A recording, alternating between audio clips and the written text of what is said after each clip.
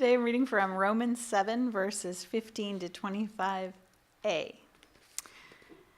I don't understand what I do. I don't do what I want, you see, but I do what I hate. So if I do what I don't want to do, I'm agreeing that the law is good.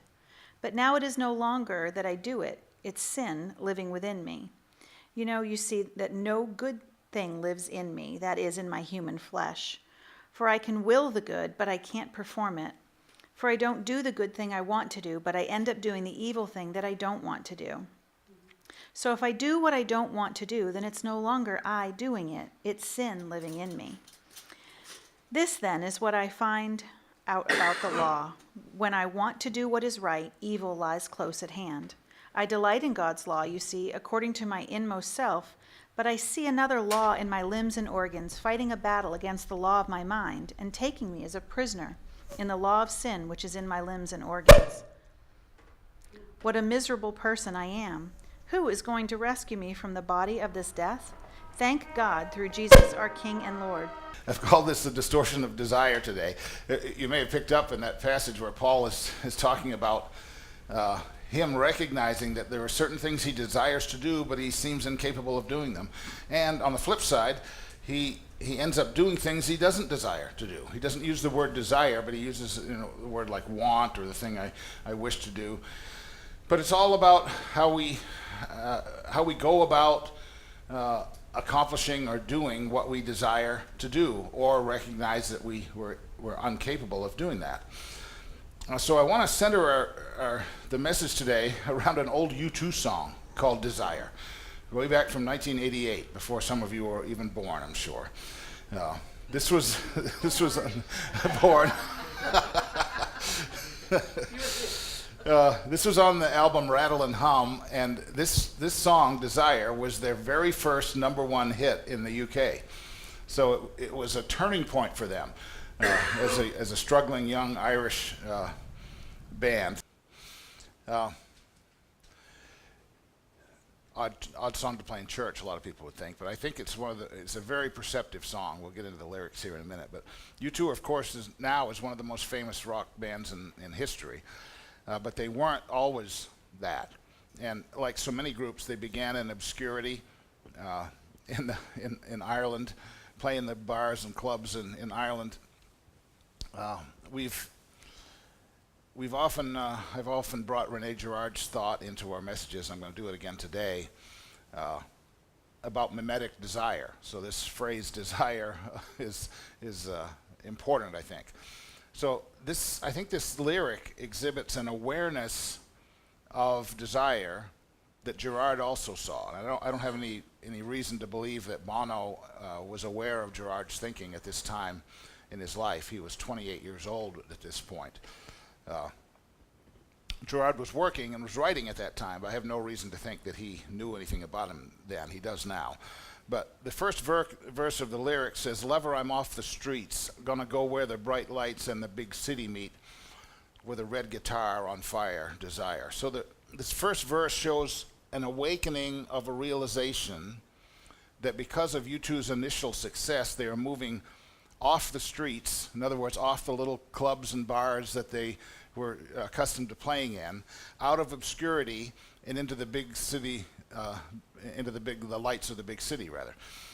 They embraced this newfound success with red guitars and showmanship, and that was one of the things that drew a lot of attention to them, is their flamboyance on stage and so forth. But so I'm not sure how much of it was their presence, their stage presence, that really brought them to the forefront, or their songs. I think it was a combination of all of that. Either way, they're starting to realize, or Bono was the lyric writer, is starting to realize their desire. They're starting to see the success that they'd been desiring to see. I mean, every obscure rock band wants to be successful. And that's a desire of theirs. And so at this point, when this song came out, this was just the breakthrough for them. This is their first #1 song. The lover, I don't think, is a woman. He's not talking about a woman here when he says lover. He's speaking of desire as his lover. So the first word in the verse is lover, but he tells us who lover is when he gets to the end. It's desire. It's not a woman, it is desire, his desire for success, for recognition, and for fame. Then the second verse says, she's the candle. Again, the she is not a woman, it's desire. Desire is the candle burning in my room. I'm like the needle and spoon. So again, desire here is his desire for success, desire that's always burning. It's like a drug that keeps him wanting more. And I think a lot of us could relate to that. Even in careers, we desire to improve and do better in our careers. The desire for adulation and success can be like an addiction, can be like a drug. When you get some, you want more, and you get some more, and you feel like it's kind of like a drug. You can't get enough of it.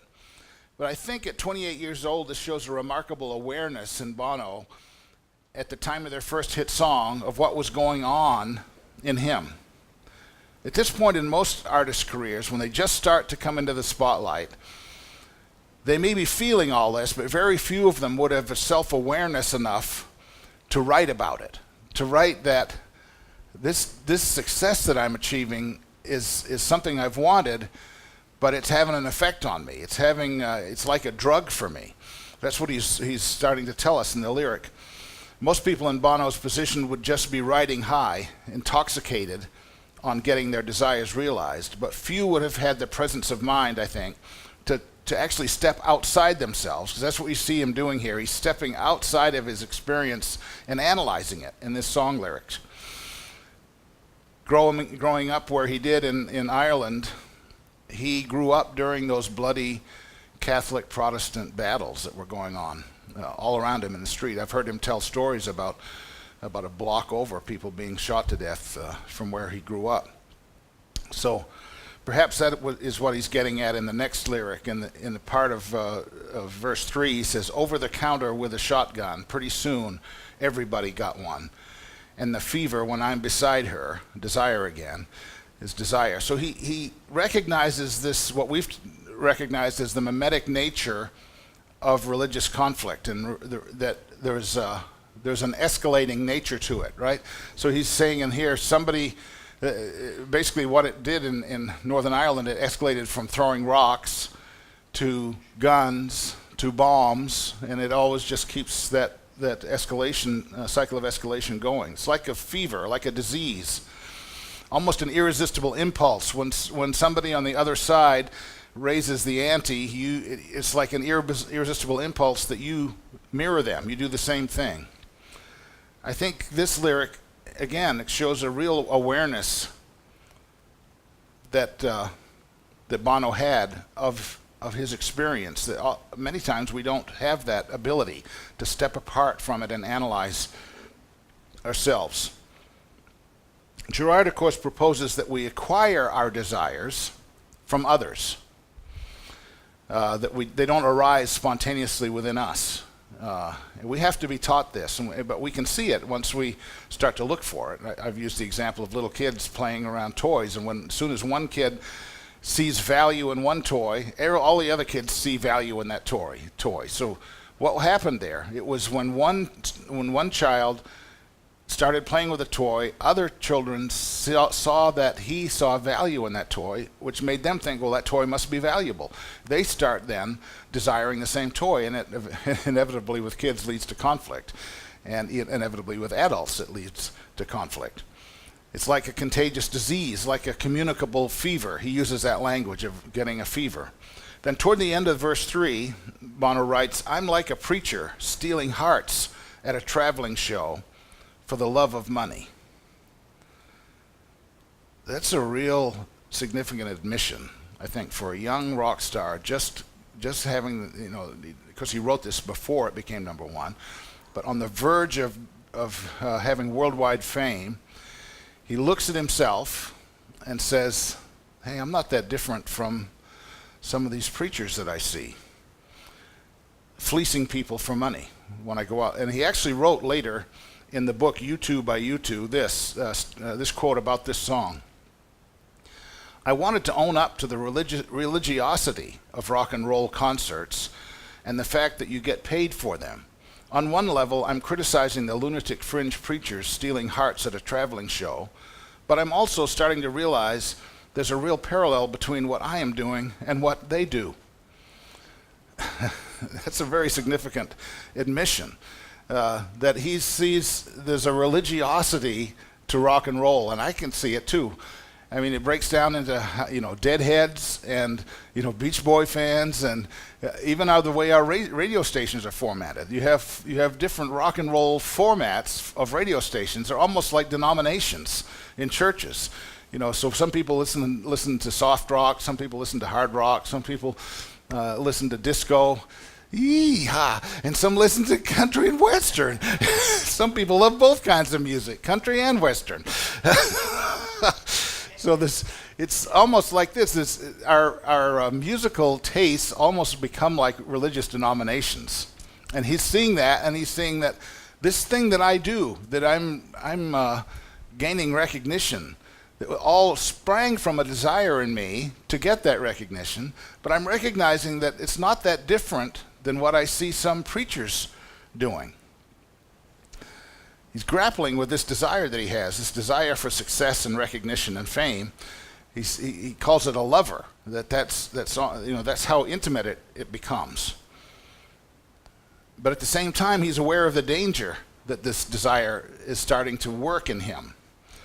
It's like a drug, like an addiction that he willingly injects himself with. He says, it's like I'm the needle and spoon. He also sees that desire functions under the surface. His home country has seen desire escalate into all-out bloody, religiously motivated violence. When he says that verse, over the counter with a shotgun, pretty soon everybody got one. So on top of all of this, he sees a parallel between what he's doing and what traveling preachers sometimes do. I think Bono in this song is expressing something very similar to what Paul was getting at in Romans 7 that we heard Sherry Ann read so well throughout all of the technical stuff this morning. I just want to look at this one verse from that passage, Romans 7:15. I don't understand what I do. I don't do what I want, you see, but I do what I hate. Paul recognizes his own tendency toward desiring things that in fact he hates and doing those things. Like Bono, who recognized that in his performances he might be doing the same thing that lunatic fringe preachers were doing, seeking the fulfillment of his desires on the backs of his paying fans. Paul, who wrote the majority of our New Testament here, lets us in on his own musings, kind of like Bono is doing. Bono's given us a window into what he thinks about his burgeoning success. And Paul, at this point, was a fairly successful apostle. He was well known around the Roman Empire, and he's writing a letter to the Romans. He hadn't actually been to Rome yet. Some other apostles had been there and started churches, but he'd heard some troubling things from those church plants, if you will, and he's writing to Rome to try to give them some insight into what he thinks about these things. So right in the middle of Romans, he shifts voice. Up till chapter 7, he's been talking in phrases like we and you, but in 7 he switches to I. He makes it personal. And we may get into it in discussion up here today. The people have had a lot of different ideas about why he makes that shift. But I think part of what he's doing, he's giving us a window into his own thinking, a window into how he struggles with his desires. And he recognizes that what he desires to do sometimes is out of his grasp. He can't actually do it. And he falls back into doing things that he doesn't actually desire to do. He recognizes, in other words, that the world of desire is complex. It's not just a simple thing where you think you want something and you go after it. He recognizes there's more at play in here. There's no straight line between desire and fulfillment. He says, I don't do what I want. So Paul is self-aware enough, like Bono, that he doesn't just go about living without questioning his motives. That's what he's really starting to do here. He's questioning what's going on. How come I don't do the things I want to do? What are my true motives anyway? So I think questioning our motives is good. We ought to do that. But questioning our motives is not enough. It may mean that we're more self-aware than a potted plant, but it doesn't get us over the hump through this conundrum, through this problem. It's like when Bono is singing, he's recognizing the problem, but he doesn't really have a solution for it in that song. And Paul doesn't here in chapter 7 present a solution. He deals with the solution more in chapter 8. But so being self-aware, questioning our motives is good, but it won't get us over the hump. Becoming aware of the fact that we have desires, but that we don't often act according to them, is like looking in a mirror. It's like when you look in a mirror, all you see is yourself. Right? You don't see anyone else. Nobody else is included in your reflection, so you assume that the problem and the answer is within you.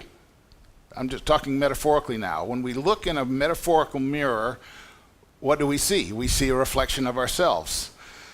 But now we know that this isn't correct. When you look into a mirror, you're just seeing you, an individual. But another term that Girard actually coined is, no, we're not individuals, we are interdividuals. It's a phrase that a word he coined to get across the idea that we are not standalone individuals. We're not islands. All of our relationships, past, present included, form us into the people that we are. That we are not who we are just because we are an individual. He says, no, that's not what being human being is. And modern social science and psychology is understanding this as well now, that all of our relationships, especially our past ones, especially oftentimes the early ones that we've had, carry through with us into adulthood. And they form us and shape us into the people that we are. We are interdividuals, not individuals. And one of the things that we acquire in our relationships is other people's desires. So these two things are very important, recognizing that we are not just standalone individuals. We don't just create our desires from within ourselves and act on them in a logical way. We actually are made up of our relationships, which means that we're also made up of other people's desires, because those come along with the relationships that we have. It functions under the surface, and we're not always aware of it.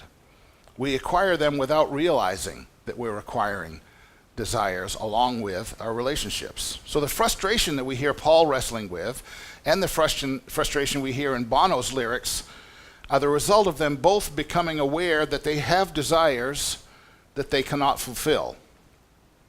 But what neither of them realize at this point is that the desires they cannot fulfill are not even their own desires. This is what Girard calls a scandal or a stumbling block. It's what we hear Bono struggling with in his lyric, and it's what we hear Paul expressing in Romans 7. This conundrum, this frustration, Girard calls a scandal or a stumbling block. We trip over that. In other words, it trips us up.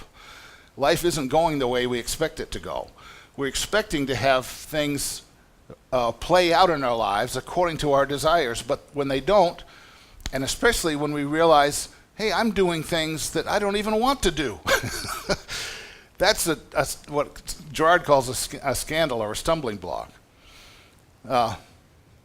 Both Paul and Bono are giving voice to how they are stumbling or becoming aware that they're not living up to the desires that they have for themselves. But Paul Nectarline writes, and I've got several slides of his, I think he writes really concisely about this whole dynamic here. And it begins this way. I think we can see where the internal struggle comes from, to which Paul is giving expression in these verses. We cannot do the things we most want to do and end up doing many things we don't because we act under the illusion that our desires are our own. He continues, we think we should be in control of our desires and thus be able to act on them straightforwardly. The fact that we can't derives from the reality that our desires are not in fact our own. So this is important. What Paul is trying to get us to think about is which of our desires are actually ours and which have we acquired from other people. And if you're not aware of this dynamic that we acquire desires in our relationships from other people, you'll get mixed desires. You'll get desires that are actually at war with each other. Some that might be harmonious with you and make sense for you, but because we acquire them like a disease, like a contagious fever. Like you don't acquire a fever on purpose, right? You don't acquire smallpox or something like that on purpose. You don't go around trying to get infected. But in fact, social science, and Girard especially, has said we actually do acquire our desires as if they were infectious diseases. We don't realize that it's happening when it happens. So for Paul, his desires came to him as a zealous Pharisee from being around other zealous Pharisees. They were zealous what? For the law. The Pharisees were zealous to keep the law. So these other zealous Pharisees became models for Paul, or Saul before he became Paul, from whom Saul acquired his desire to be a meticulous law keeper. So it goes back to that old thing your mother or your grandmother used to tell you. Who you hang around with, is important. Because from another reason, they had an intuition about it, but Girard takes it one step farther and says, well, the reason who you hang around with is important is because you will acquire the desires that they have. So for Bono, his desires to be a famous and successful rock musician were acquired from other successful and famous rock musicians. He was a big fan of the Rolling Stones, the Beatles, and the song we heard today, Desire, used a Bo Diddley rhythm throughout the song. It goes back even before the Beatles and the Stones. So Nectarline goes on and he says, and the kind of spiral into scandal that Girard elucidates from the gospel describes the exacerbation of this internal struggle, i.e., I get frustrated at not being able to straightforwardly act on my desires because they are not mine in the first place. Scandal leads not only to external conflict with our neighbors, but also internal conflict with ourselves because we live by illusory, inflated notions of ourselves. So if you adopt somebody else's grandiose desire and it's in you, then you'll start to map these grandiose ideas of you fulfilling those desires on yourself when they weren't your desires in the first place. So what's the answer to all of this?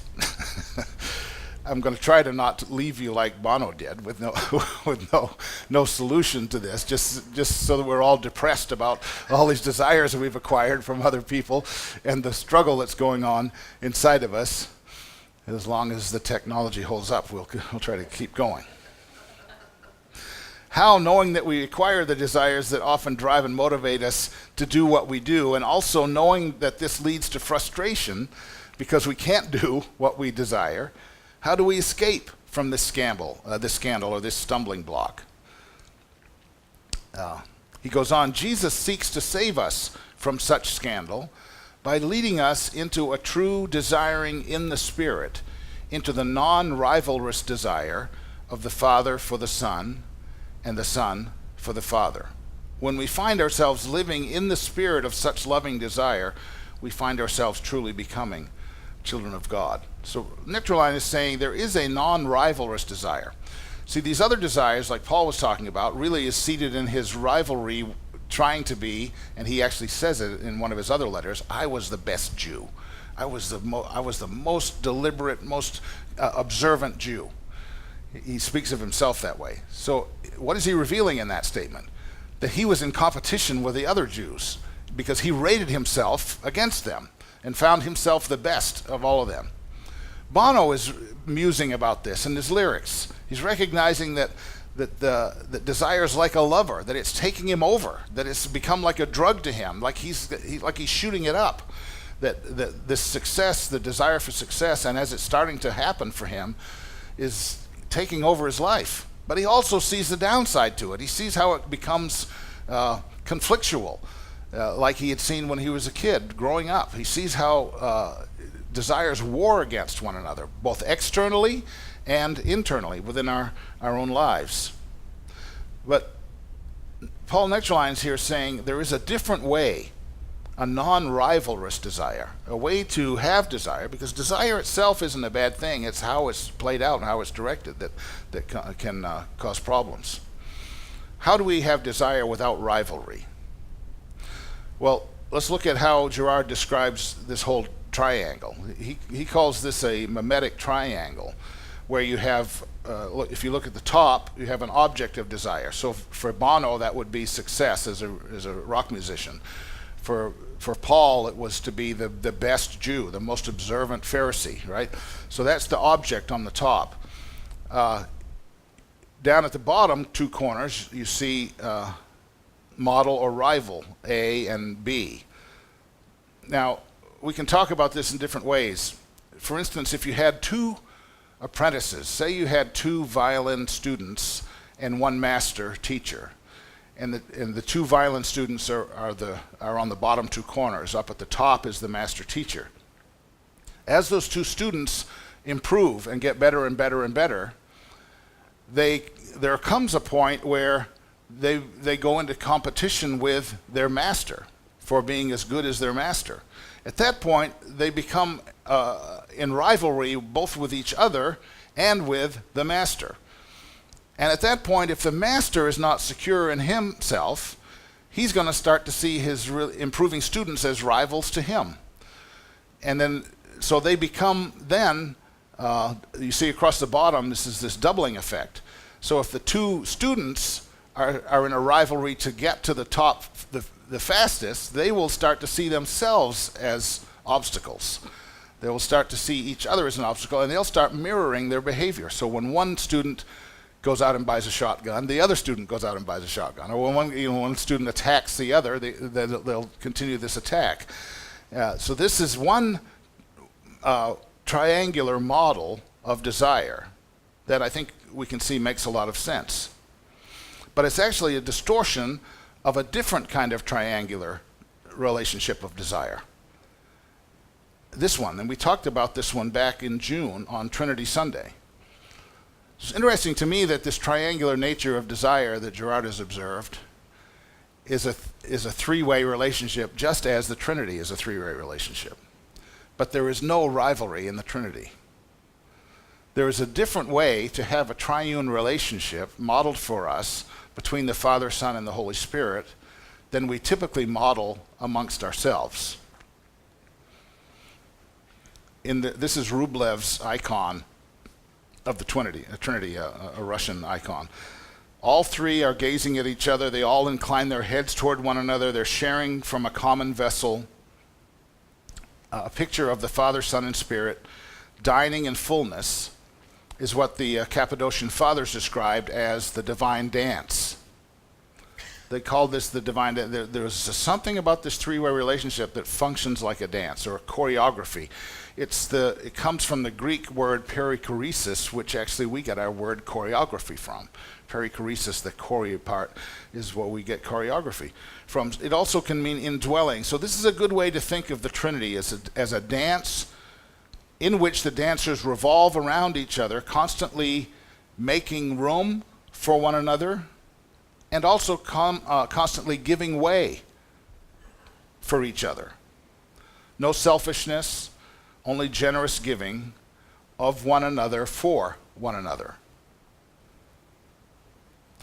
And as we talked about on Trinity Sunday, many believe that Rublev had glued a mirror to the front of the table, where you see that rectangle down in the front of the table, so that everybody that walked up to this icon and looked at it saw themselves included in this Trinity, or saw themselves seated at the table, or present in the divine dance. This is what Jesus was praying about the night before he was betrayed, right? That they all would be one as I and my Father are one. So Jesus has in mind for us a relationship without rivalry, is what he's saying. When he prays that prayer, that all these disciples might be one as I and my Father are one, he's not talking about the triangular model of desire on the left, because there is no rivalry in the Trinity. It's a non-rivalrous Trinitarian relationship. It's a way to have desire without rivalry. Because there certainly is desire one for another in the Trinity, but it's without one-upmanship. It's without any kind of competition, if you will. They're constantly making room and giving way for each other. Now, I'll bring this to end. I want to bring this closer to some of our backgrounds. This is really funny. I was reviewing my message this morning, and then I got done and I opened Facebook, and Kenneth Tanner, who some of you may follow, is a pastor at Holy Redeemer Church in Rochester Hills, Michigan. And his post from this morning is about desire. He recounts going to a church service in his community. So I'll read you the whole post. Last year, about 30 minutes from my home, I went to a church on a Friday night. The first 45 minutes involved singing of the kind I grew up with, and I loved the energy. I really enjoyed it. He grew up as a Pentecostal. There were close to 2,000 people, so I had not really noticed any leaders beyond the musicians, but about 45 minutes in, long after the service started, 2 large doors opened on the ground floor below the very large stage, and an entourage of people flowed into the room. Anybody been there before? In the group were the pastor and his extended family, and the guest speaker and his wife, and what looked like several security personnel. They had earpieces and were occasionally talking into their cuffs. The pastor introduced the speaker and his wife. What followed next I had never seen before in my life. I would estimate that about $10,000 to $15,000 in gifts were brought out and given to the couple. This is the guest speaker couple. Among the gifts were bowls of Neiman Marcus gift cards for the wife. After this, the 2 guests prayed for members of the pastor's family, and then the pastor prayed for the guests. The speaker then spoke for about 15 minutes. The message could be summarized as follows. It's really in 2 points. God wants you to have the things you desire.